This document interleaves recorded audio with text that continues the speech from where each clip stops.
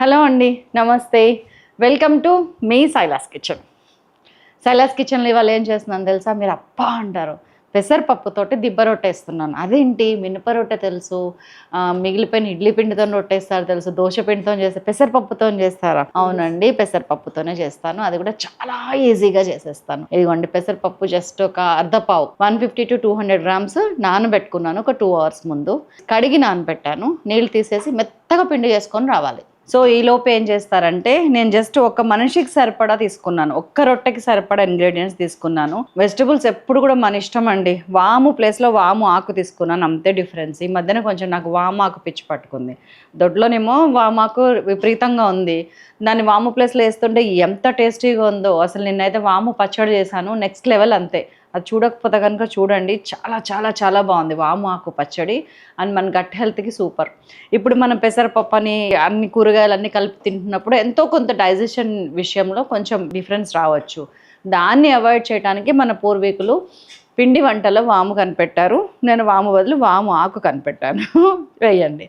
So ఇది cabbage, వాము ఆకు, పచ్చిమిర్చి, అల్లం ముక్క, జీలకర్ర, ఉల్లిపాయ, బీన్స్, క్యారెట్, కాలీఫ్లవర్, ఇవన్నీ కలిపి మన ఉంది కదా మిషన్, అందులో వేస్తున్నా.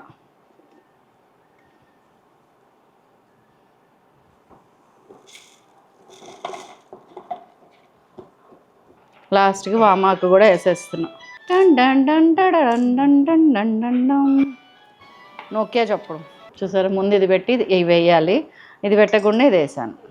ఇదే చదువుకోకముందు కాకరకాయ అని, అన్నీ చదివాక కీకరకాయ అందంట. అన్నీ వేసేసాను, ఉల్లిపాయలు పచ్చిమిరపకాయలతో సహా, బీన్స్, క్యారెట్. అంటే ఏంటంటే దీంట్లో సమగ్రమైన హెల్త్ ఉంది. సగం సగం వేసుకొని కలుపుకుందాం.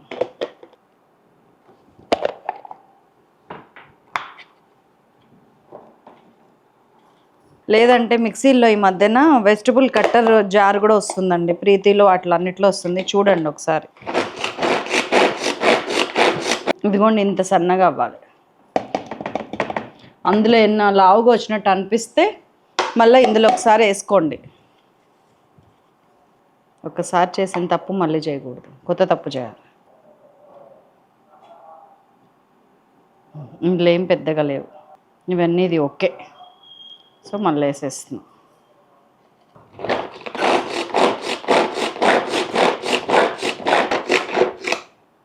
మీకు కావాలంటే కొత్తిమీర, కరివేపాకు కూడా వేసుకోవచ్చండి. వేస్తారా? No no no. సో ఇవన్నీ ఈ కప్లోనే తీసి పెట్టుకుంటా, ఇవన్నీ అందులోనే వేస్తా మన పెసరట్లో.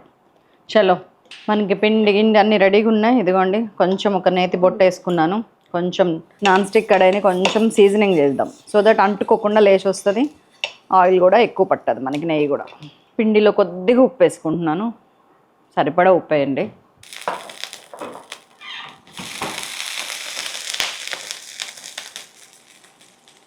మరీ పల్చగా వేయకండి, ఇదిగోండి ఇట్లా కొంచెం.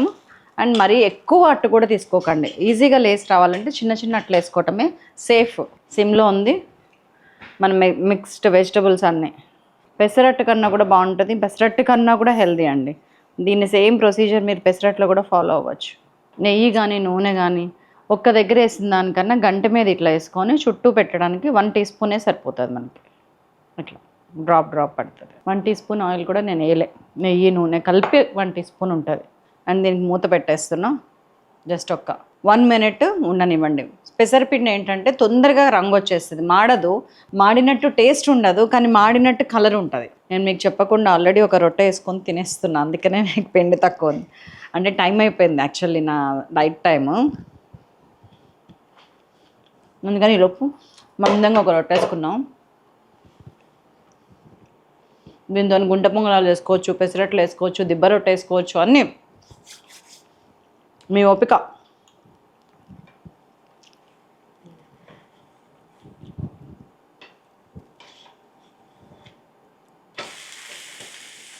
మాడలే, కొంచెం ఉడకనిద్దాం. అటు 2 నిమిషాలు, ఇటు 2 నిమిషాలు.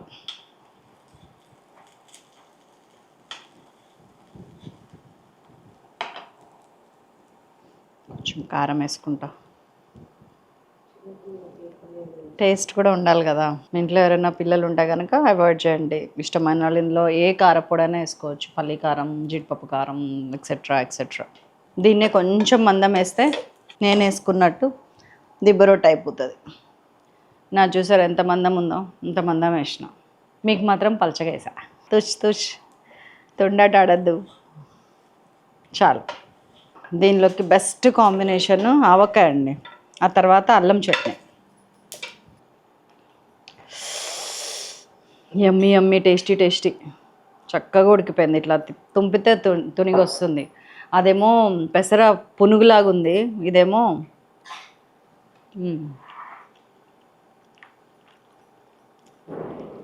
మీరు ఇది పొట్టు పెసరపప్పుతో కూడా వేసుకోవచ్చు, ఇంకా ఫైబరు. చాలా టేస్టీగా ఉందండి, చాలా హెల్దీ.